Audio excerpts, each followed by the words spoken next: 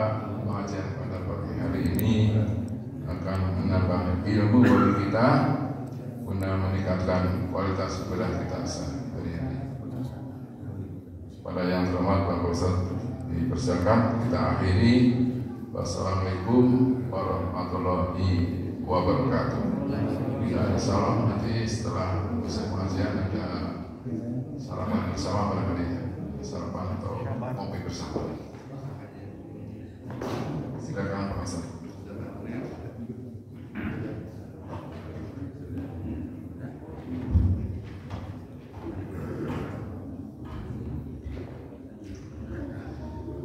Bismillahirrahmanirrahim. Assalamualaikum warahmatullahi wabarakatuh. Alhamdulillah walladzi anzala sakinata fi qulubil mu'minin liyazdadu imanan ma'a imanihim. Asyhadu an la ilaha illallah wahdahu la syarika lah wa asyhadu anna Muhammadan abduhu wa rasuluhu alladzi la nabiyya ba'dahu. Allahumma salli wa sallim wa barik ala sayyidina Muhammadin sayyidil mursalin wa khataman nabiyyin wa ala alihi wa sahbihi ajma'in. Amma ba'd. Rabbi ishrah li sadri wa yassir li amri wa hlul 'uqdatam min lisani yafqahu qawli. Shadaqallahul 'azim.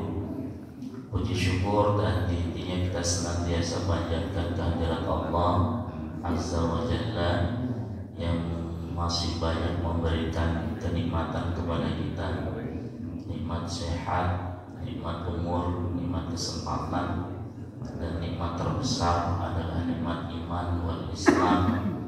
Mudah-mudahan kedua nikmat itu terjaga sampai ajal menjemput kita semuanya. Salam dan salawat sebagai ta'zim kita sampaikan kepada baginda Rasulullah Muhammad sallallahu alaihi wasallam, kepada keluarga, sahabat, tabi'in, tabi'ut tabi'in, dan mudah-mudahan kita semua telah mendapatkan syafaatnya di yaumil qiyamah. Amin. Ya Allah ya Rabbal alamin. Alhamdulillah, di pagi hari ini kita dapat bersilaturahim di tempat yang dimuliakan oleh Allah. Satu, kita diberikan kemudahan melangkahkan kaki di tempat ini dalam rangka melaksanakan sholat subuh berjamaah. Ini nikmat terbesar yang semuanya belum tentu Allah berikan kepada orang-orang. Dan yang kita hadir pada pagi hari ini adalah termasuk orang yang dipilih oleh Allah Subhanahu wa Ta'ala, dimudahkan langkahnya menuju tempat di masjid ini untuk beribadah sholat subuh. Sholat subuh ini amat sangat berat. Kalau tidak karena panggilan iman, itu tidak akan bangun. Apalagi di situasi dan kondisi cuaca yang sangat dingin, dan sepertinya berselimut itu lebih enak dan nyaman. Oleh sebab itu, kenapa kita disunahkan bangun tidur mengucapkan Alhamdulillah lilladzi ahyana ba'dama amatana wa ilaihi nusyur. Kita memuji kepada Allah bahwa kita sudah dihidupkan kembali dari kita ditidurkan dan dimatikan untuk sejenak. Dan bisa saja kalau kenikmatan itu dicabut, kita tidak akan berada di tempat ini lagi. Kita berada di tempat yang lain. Maka ini bagian daripada hal-hal yang harus kita syukuri. Dan alhamdulillah di hari ini kita sudah berada di awal bulan Rajab. Baginda Rasul Muhammad SAW memberikan ajaran, memberikan tuntunan kepada kita semuanya, dan lebih banyak mendawamkan bagi kita berdoa. Allahumma barik lana fi ma razaqtana atau fi rajabana. Kalau fi ma razaqtana tadi yang diingatkan oleh Pak Haji nanti habis acara ini. Allahumma barik lana fi rajab wa sya'bana wa ballighna Ramadan wa hasil maqasidana wa ghfir dzunubana. Kita bermunajat, dan kita memang ini hanya bisanya ikhtiar. Kita bisanya berdoa. Doa itu yang mengabulkan Allah Subhanahu wa taala. Kita minta keberkahan. Keberkahan apa? Keberkahan di bulan Rajab dan keberkahan di bulan Syaban. Dan kita bermunajat juga kepada Allah, mohon kepada Allah agar umur kita, usia kita disampaikan bulan suci Ramadan. Karena pada yang hadir pada pagi hari ini tidak ada satupun jaminan dari Allah, tidak ada catatan dari Allah Subhanahu wa taala umur kita akan disampaikan. Jangan kita merasa pede, saya masih 50 tahun, saya masih 45 tahun. Tuh tetangga saya ini di sebelah saya sudah aki-aki, sudah mulai meninggalkan dunia hitam, sehingga nama dia duluan daripada saya. Belum tentu Bapak Ibu. Ya, bisa jadi yang ngomong begituan ternyata lebih duluan. Ya, atau bisa jadi saya terakhir, Bapak Ibu duluan, atau kebalikannya juga. Ya, Bapak Ibu duluan, saya yang terakhir. Ya, beda Bapak Ibu. Ya. Maka oleh sebab itu jangan kita menganggap bahwa umur yang diberikan oleh Allah ini karena masih muda, masih jauh lah kematian. Allah ingatkan, idza jaa ajaluhum la yastakhiruna sa'atan wa la yastaqdimun. Jika ajal telah menghampiri kita semuanya, mendatangi kita, malaikat Israel akan mencabut nyawa kita. Dia tidak pernah melihat berapa umur kita, berapa usia kita, berapa kesempatan kita hidup di dunia, dan tidak bisa dimajukan, tidak bisa diakhirkan. Maka kita ikhtiarnya adalah berdoa, mudah-mudahan umur kita disampaikan sampai bulan suci Ramadan. Amin ya Allah ya Rabbal alamin. Tema kita berkaitan dengan persiapan. Persiapan apa saja yang harus kita lakukan ketika menghadapi datangnya bulan yang dimuliakan oleh Allah. Ada dalam sebuah hadis, katanya hadis ini enggak sahih, tapi kita bisa jadikan sebagai barometer, kita bisa jadikan sebagai motivasi. Kata Ustaz Abi Hidayat, hadis yang tidak sahih atau hadis dhaif jika berisi tentang motivasi bisa dijadikan sebagai landasan. Hadis itu berbunyi, man fariha bidukhulir Ramadan, barang siapa yang berbahagia saja, senang saja dengan akan datangnya bulan suci Ramadan, faqad haramallahu jasadahu 'alan niran. Allah Subhanahu wa taala akan haramkan jasadnya untuk disentuh api neraka. Baru berbahagia saja. Nah, saya yakin kita semuanya yang hadir di pagi hari ini bagian daripada orang-orang yang berbahagia ketika datangnya bulan suci Ramadan. Makanya tema kita adalah persiapan. Orang itu kalau bahagia pasti akan menyambut dengan persiapan-persiapan yang matang, persiapan-persiapan yang baik. Contoh, kalau misalkan di rumah kita akan kedatangan tamu yang istimewa, kita sebagai tuan rumah yang baik, pastinya karena kita merasa bahagia dengan datangnya tamu yang mulia ini, kita melakukan persiapan. Yang awalnya mohon maaf bisa saja gak pernah masak rawon, gak pernah masak daging, akhirnya beli daging, akhirnya masak sesuatu yang enak, karena tamu ini adalah tamu yang istimewa. Itu bagian daripada persiapan. Nah, sama dengan kita hadirnya kita di pagi hari ini dalam rangka thalabul ilmi, mempersiapkan dengan matang, mempersiapkan dengan baik. Jangan sampai Ramadan tahun ini ternyata menjadi Ramadan terakhir kita. Tak ada jaminan bagi kita tahun depan kita pun masih ketemu bulan suci Ramadan. Bapak Ibu hadirin jamaah sekalian yang dimuliakan oleh Allah, maka kalau ada kalimat atau pertanyaan, seandainya Ramadan tahun ini adalah Ramadan terakhirku, apa hal-hal yang harus kita persiapkan? Ada sebuah hadis Pak, kok tadi di awal Bapak berandai-andai? Dalam sebuah hadis kan nggak boleh Pak berandai-andai. Betul. Di dalam Islam itu ada larangan bagi kita semuanya untuk berandai-andai. Kalau saja, mungkin saja, seandainya. Nah, perkara-perkara yang seperti itu ada sesuatu yang tidak diperbolehkan. Kapan tidak diperbolehkannya? Kalau berkaitan dengan masalah musibah. Contoh, kita dapat kecelakaan yang biasanya kita nggak lewat tempat itu, kita lewat. Setelah terjadi kecelakaan, ada mubah, ada makruh, ada apa lagi? Sunnah, ya kan? Wajib kita tahu maknanya, perkara yang mesti harus dilakukan. Kalau nggak dilakukan berarti dosa. Haram kebalikannya, mesti ditinggalkan. Kalau dilakukan berarti dosa.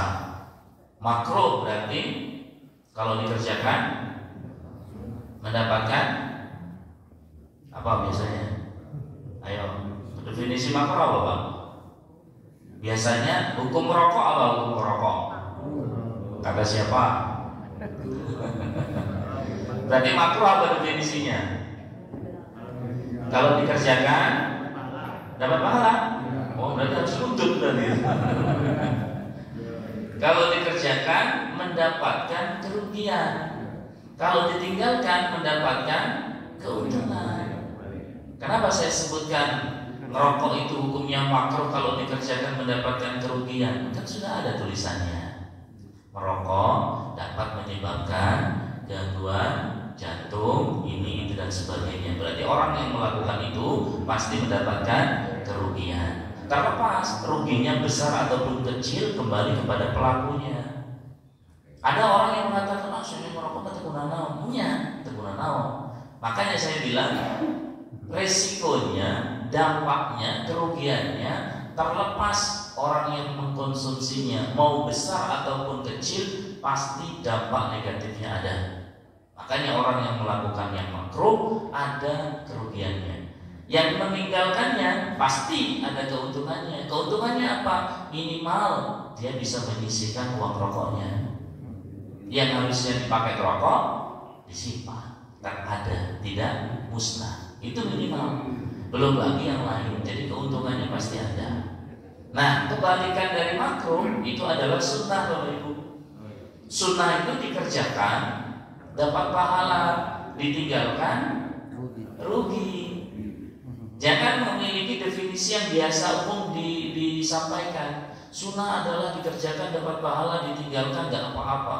Kalau prinsipnya begini ya, paradigmanya berpikirnya bahwa sunnah itu dikerjakan berpahala, ditinggalkan nggak apa-apa, akhirnya orang nanti nggak mau mengerjakan ibadah-ibadah yang bersifat sunnah, nggak punya motivasi.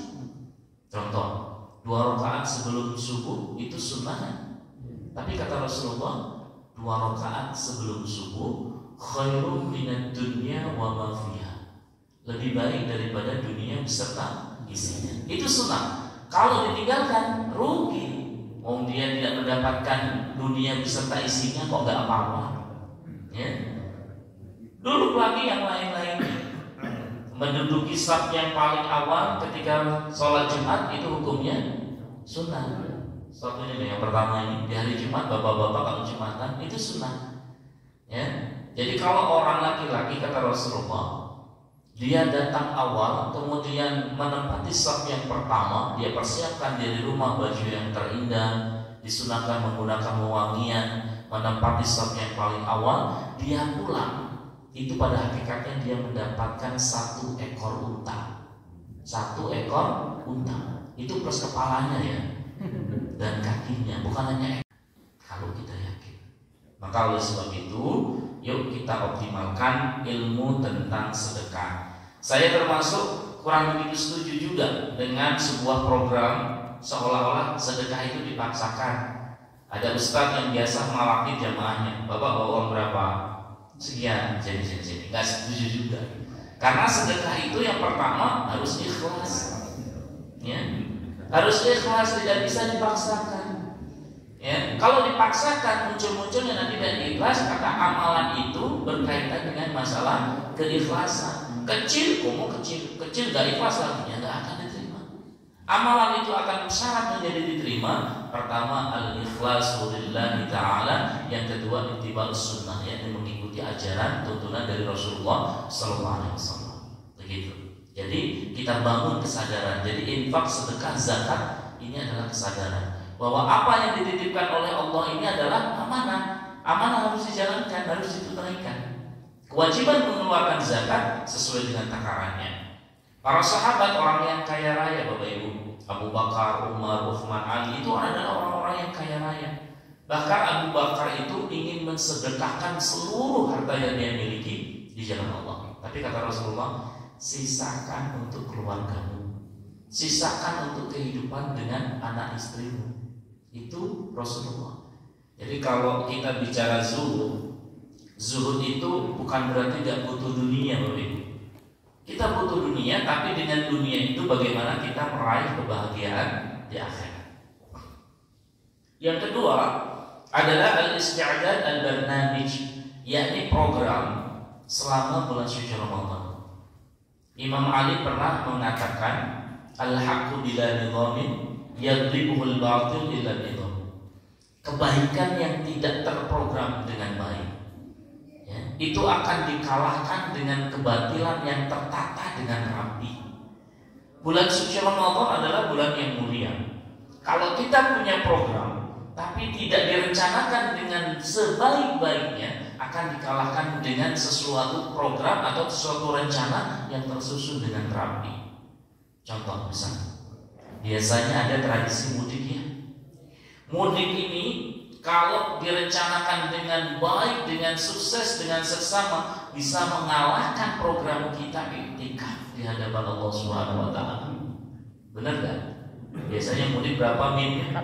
Min 4. Padahal waktu-waktu itu adalah waktu-waktu yang betul-betulnya harus kita mendekatkan diri kepada Allah Subhanahu wa taala. Bukan kita melarang mudik, enggak. Ya. Apakah mudik mesti harus min? Bisa plus enggak? Tahu kami pekerjaan Pak dan sebagainya. Ya, kalau itu bisa dilakukan, nanti ketika di perjalanan bisakah kita mampir di masjid yang kita bisa nyaman untuk beribadah ketika malam hari saja. Jadi jangan tujuannya hanya mudik saja. Nanti ketika di perjalanan, misalkan pas malam hari, sisihkan waktu untuk kita bermunajat kepada Allah di malam hari, di 10 hari terakhir. Optimalkan itu.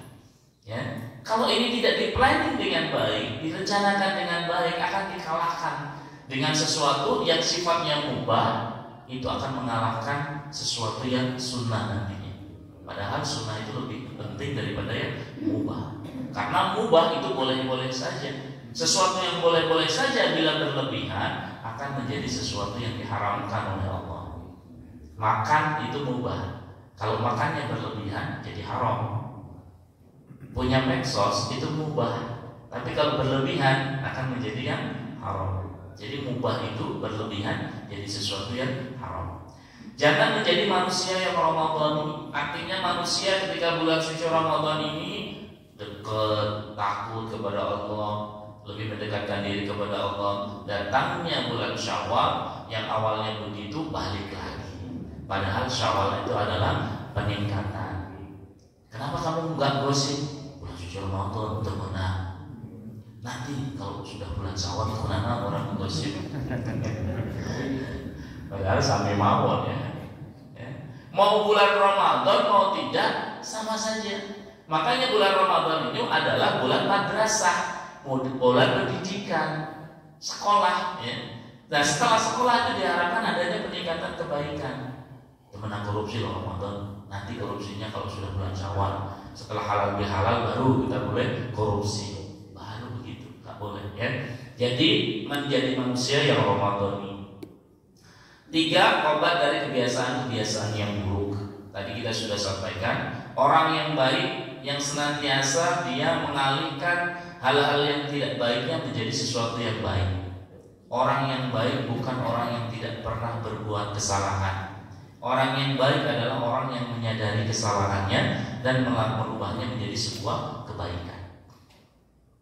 Perlu program yang jelas. Infak, sedekah, sholat, dan ibadah-ibadah yang lain harus ditata dengan baik. Kalau yang punya uang, siapkan mulai dini hari.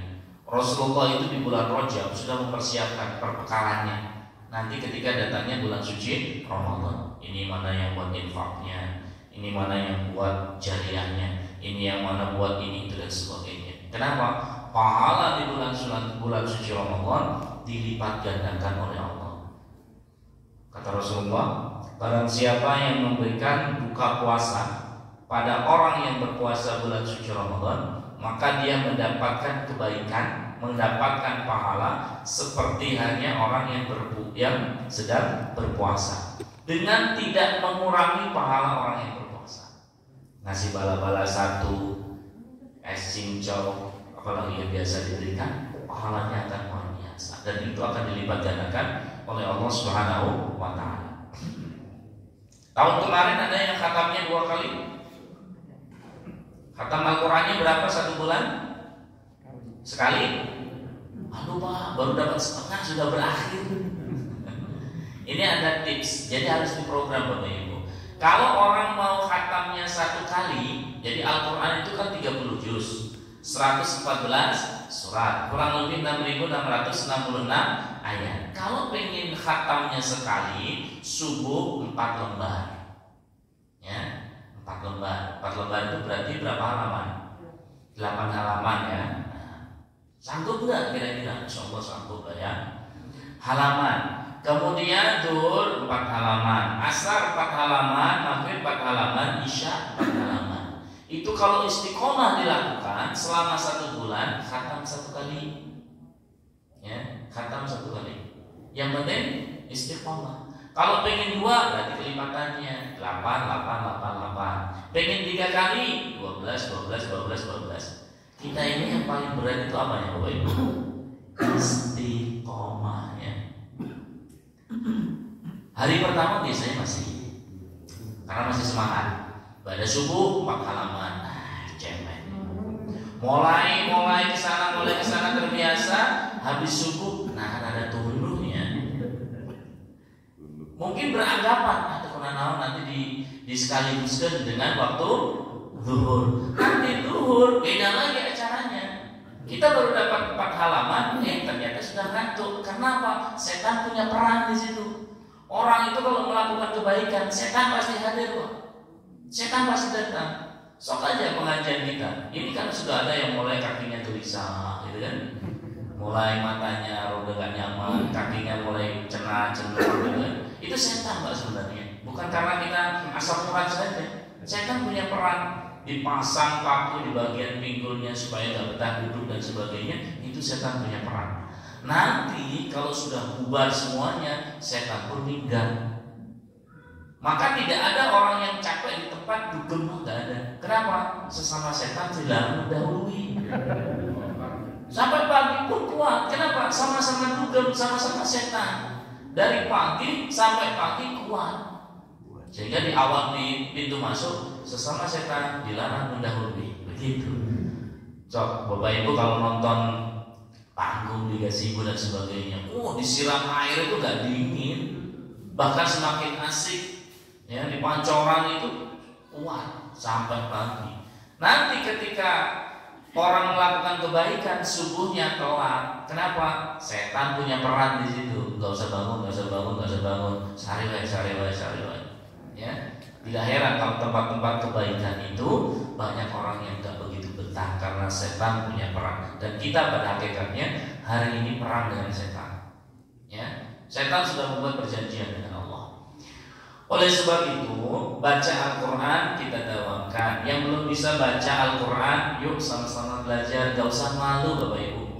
Mending kita malu hari inilah daripada kita nanti malu di akhirat di hadapan Allah. Lu dikasih umur 70 tahun, kamu dikasih umur 80 tahun, kok belum bisa baca Al-Quran?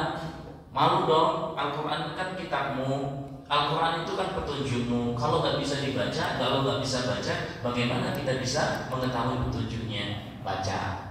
Mulai baca Iqra 1, Iqra 2, Iqra 3 sampai Iqra 6. Aduh Pak, saya malu kalau belajar alif-alifan.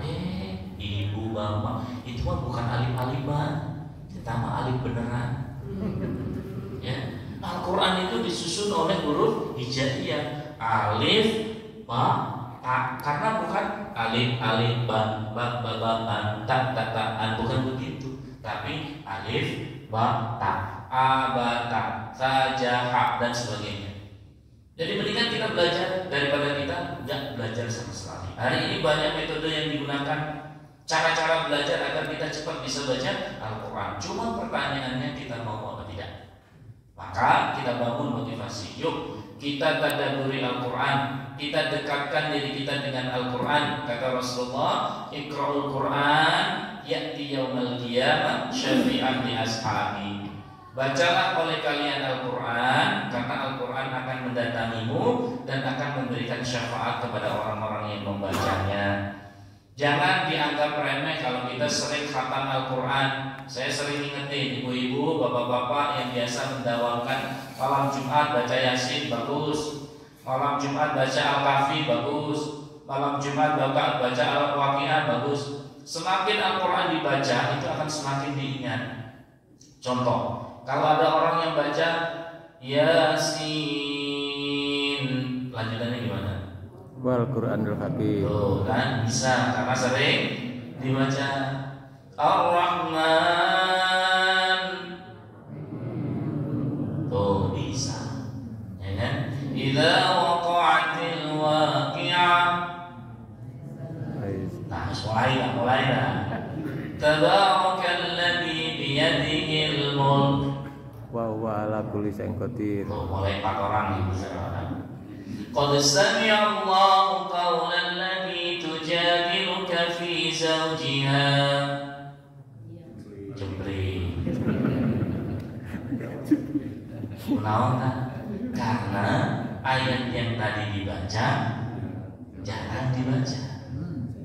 Tapi yang tadi Yasin, Al-Kahfi, Al-Waqiah, Ar-Rahman sering dibaca dan sering diingat.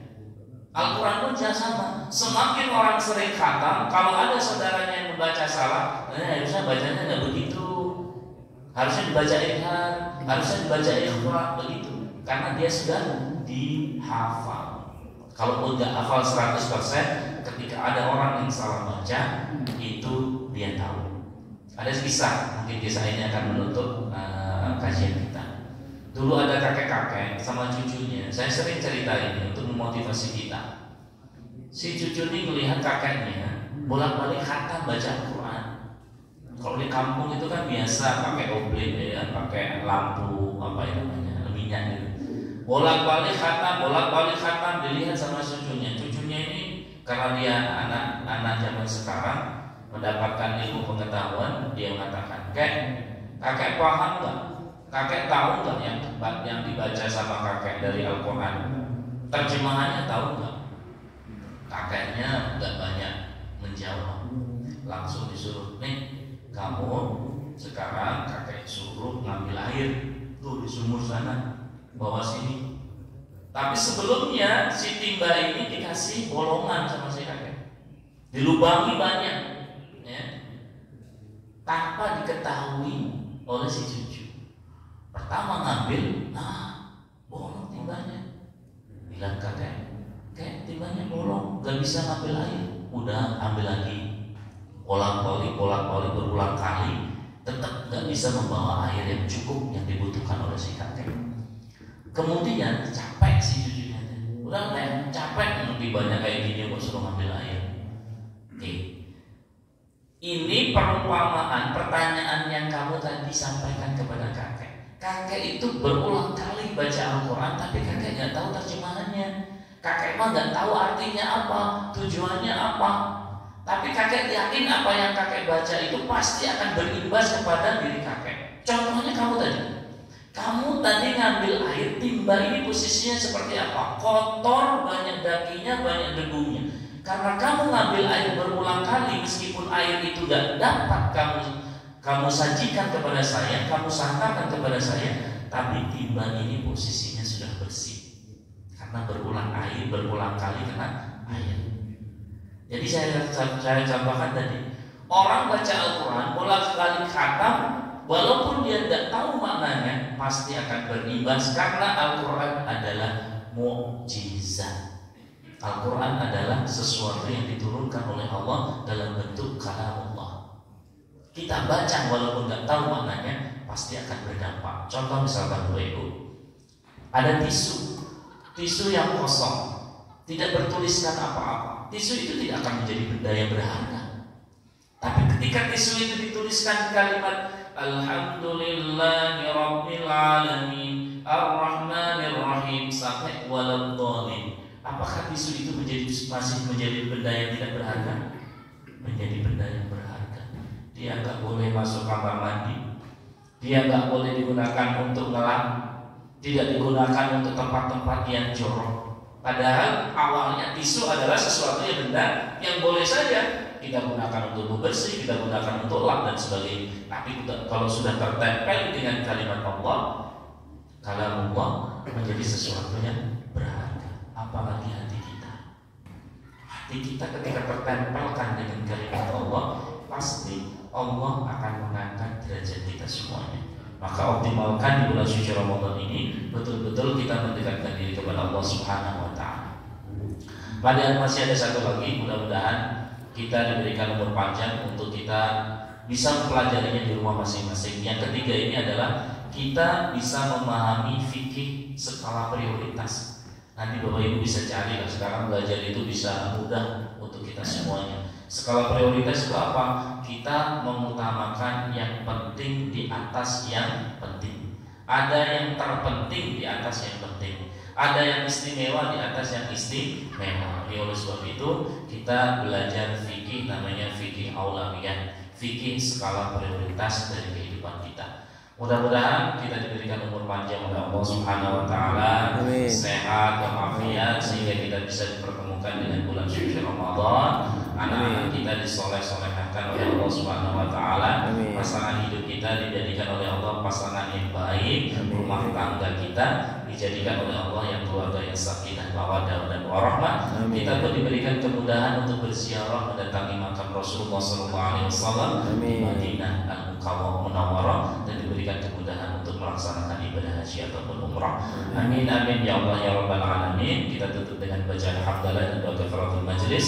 Alhamdulillahirabbil alamin. Subhanakallahumma wa bihamdika asyhadu an la ilaha illa anta astaghfiruka wa atubu ilaik. Akhiru da'wana alhamdulillahirabbil alamin. Biasanya kalau di organisasi ada 3 hal sebagai closing ceremony itu. Kalau wallahul muwaffiq ila aqwamit thoriq itu identik dengan NU, billahi sabilil haq itu identik dengan Persis, wabillahi taufiq wal hidayah itu identik dengan Muhammadiyah. Maka kita tutup wallahul muwaffiq ila aqwamit thoriq, billahi sabilil haq, wabillahi taufiq wal hidayah. Wassalamualaikum warahmatullahi wabarakatuh. Waalaikumsalam warahmatullahi wabarakatuh. Kita pakai semuanya, jadi nggak ada yang tersendirikan. Baik, terima kasih Bapak Ibu.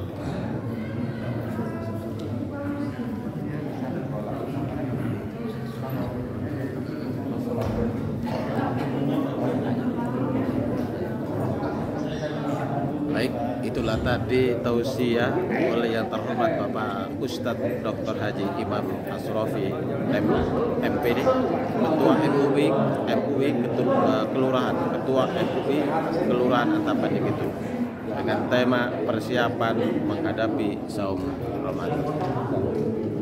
Demikian laporan pengajian pada pagi hari ini yang dilakukan di Masjid Nurul Iman RW 09 Kelurahan Antapani, Kidul, Kecamatan Antapani, Kota Bandung, Jawa Barat.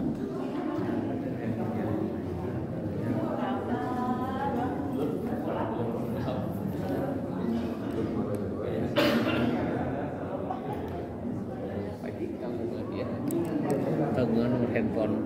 Oh, Enggak ada ya? Oh ini ya. Ya. Betul ngebawa handphone ya Pak. oh iya. Ada yang ada finansial pinjam. Apa itu? Oh, buat nyatet. Oh, sebentar.